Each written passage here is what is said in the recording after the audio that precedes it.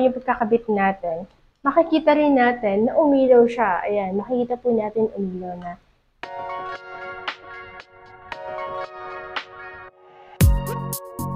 So, hi mga kaibigan, magandang araw. Welcome and welcome back dito sa ating YouTube channel. My name is Mary Ann Bonbon, and for today's video mga kaibigan, eto na yung sinabi natin sa inyo na ipapakita po natin kung paano natin i-set up itong ating antenna, itong TP-Link AAP110 outdoor antenna.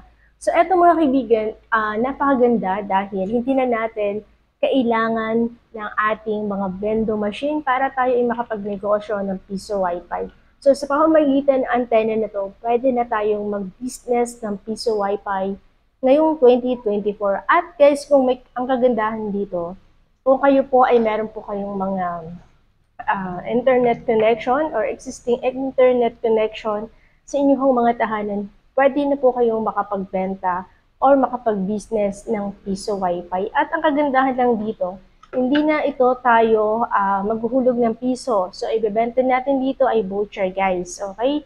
So, ituturo ko din sa inyo kung paano tayo mag-create ng voucher at para yun yung ating ibebenta sa ating mga client. Okay? So, napakaganda ng product na to or items na to, guys, dahil hindi na tayo bibili ng piso Wi-Fi vending machine para magkaroon tayo ng negosyo ngayong 2024. So sa pamamagitan, once again, nitong antenna na to, maaari na tayong makapag-business. Okay? So, napakamura lang guys at napakaganda.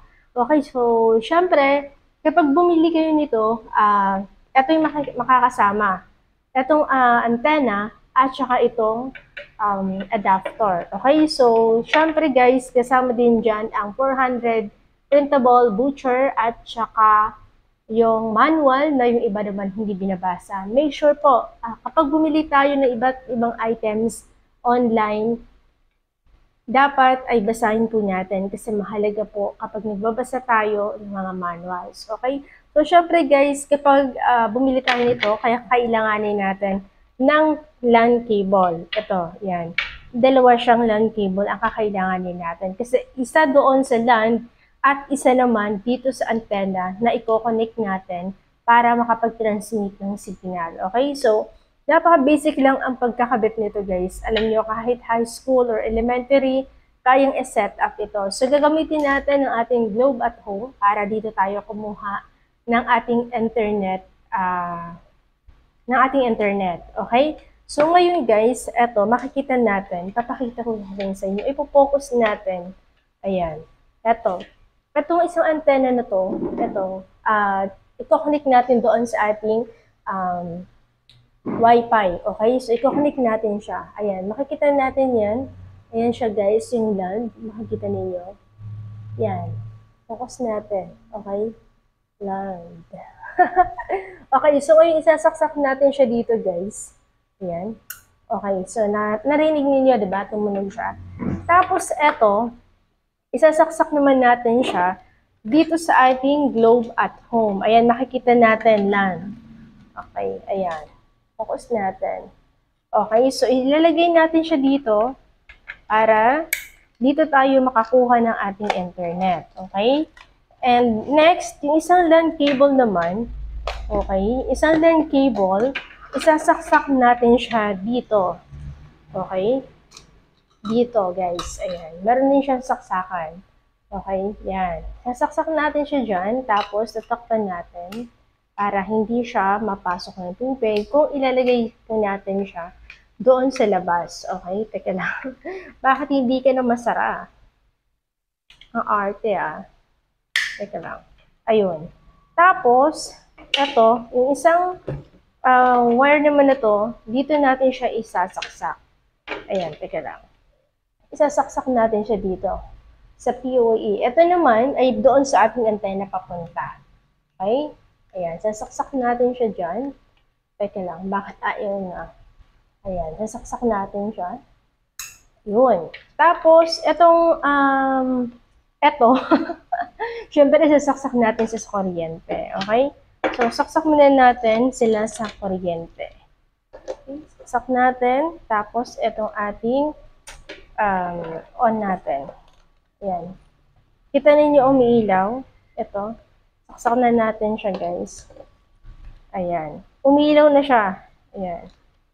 Umiilaw kasi ito siya, guys. Teka lang. Ayan o, umiilaw. Hindi niyo makita kasi masilaw eh. Tapos kapag okay na siya at tama yung pagkakabit natin, makikita rin natin na umilaw siya. Ayan, makikita po natin umilaw na.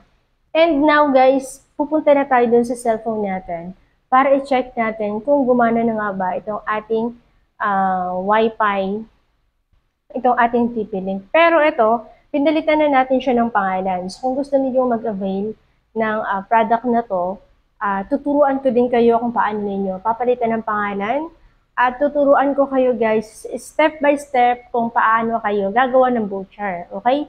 So napakadali lang po ng tutorial or napakadali lang gawin. Mga basic lang naman yung mga kailangan natin dito eh. So ngayon pupunta natin sa cellphone natin at ipapakita natin sa inyo kung gumana na nga ba siya. Okay? Saglit lang. So, ayan guys, hawak na natin yung cellphone natin. Tingnan natin ngayon kung gumana na siya. Okay, so, ayan, makikita po natin guys. Hindi nyo makikita kasi nga masilaw eh. Ayan teka lang. Focus natin. Itong Joy Piso Wi-Fi. Ayan, click natin. Tingnan natin.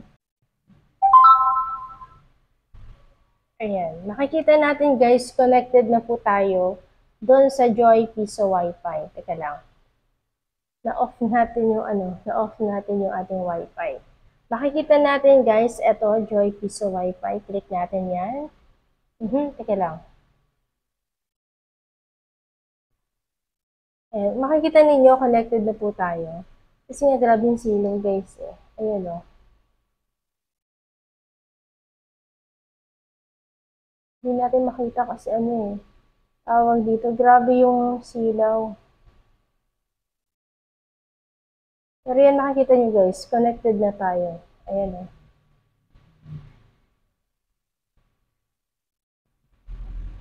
Connected na po tayo sa Joy Piso Wi-Fi. So, yun. At ito po ay inaabot siya ng 300 meters, kung hindi ako nagkakamali. Or 100 meters guys. Basta sa mga walang puno, pwede yan siya. At marami na rin masasakop sa inyong mga kapitbahay. Okay? So, ngayon, sa next video natin, ituturo ko kung paano tayo mag-create ng voucher. Okay? Napakadali lang din naman kung paano tayo mag-create ng voucher. Okay? Maraming salamat mga kaibigan and see you on my next vlog. Bye!